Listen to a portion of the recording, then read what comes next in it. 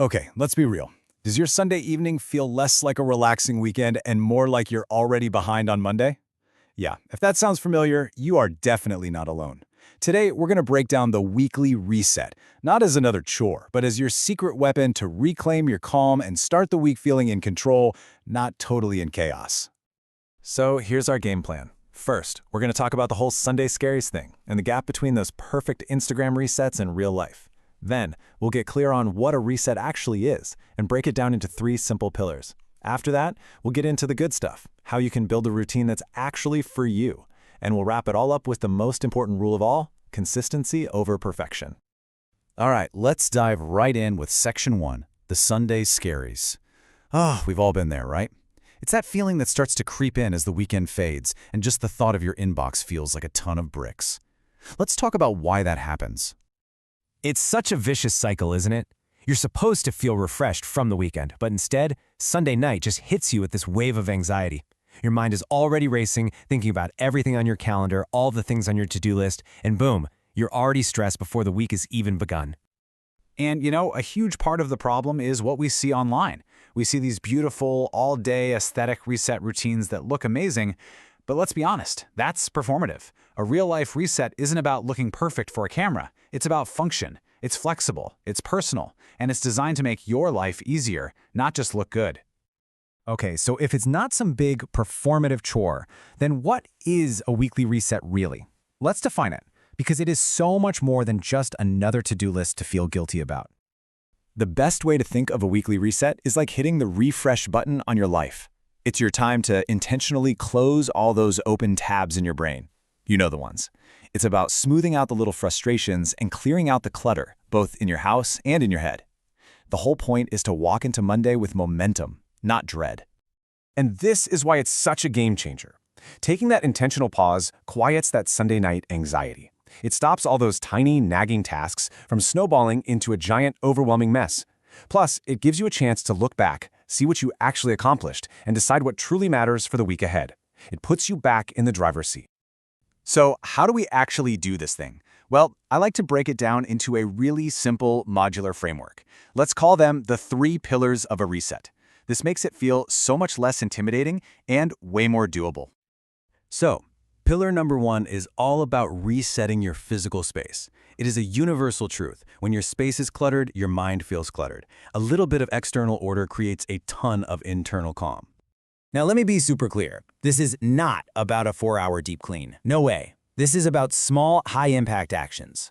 Like just tidy one spot, like your kitchen counter. Or do a single load of laundry, but, and this is the important part, see it through to the end. Put it away.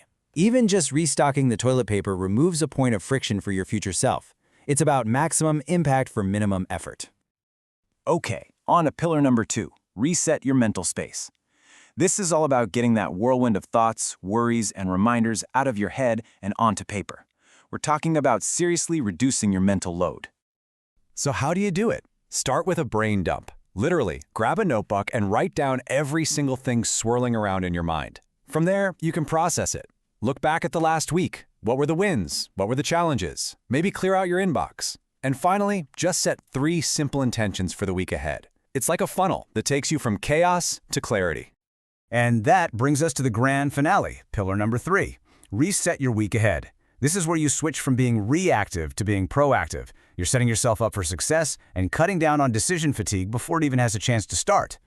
This looks like really practical stuff. A quick glance at your calendar so there are no surprises on Tuesday, planning just a couple of easy meals, identifying your top 3 priorities for the week, maybe scheduling in your workouts, and if you have a partner or a family, taking 5 minutes to sync up can save you hours of miscommunication later. So we have our 3 pillars, the basic framework. But now comes the most important part of all, making it actually work for you. Because a truly great reset is not a generic template. It's a completely personalized system. Before you even think about making a list, I want you to ask yourself this one question. How do you want to feel on Monday morning?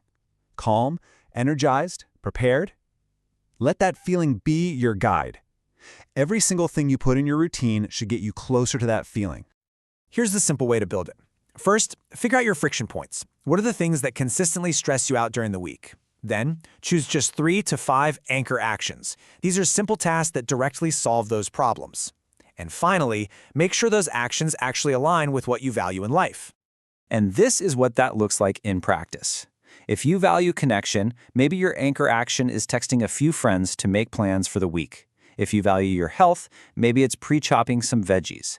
If creativity is your thing, then tidying your workspace isn't a chore, it's preparing the space for inspiration.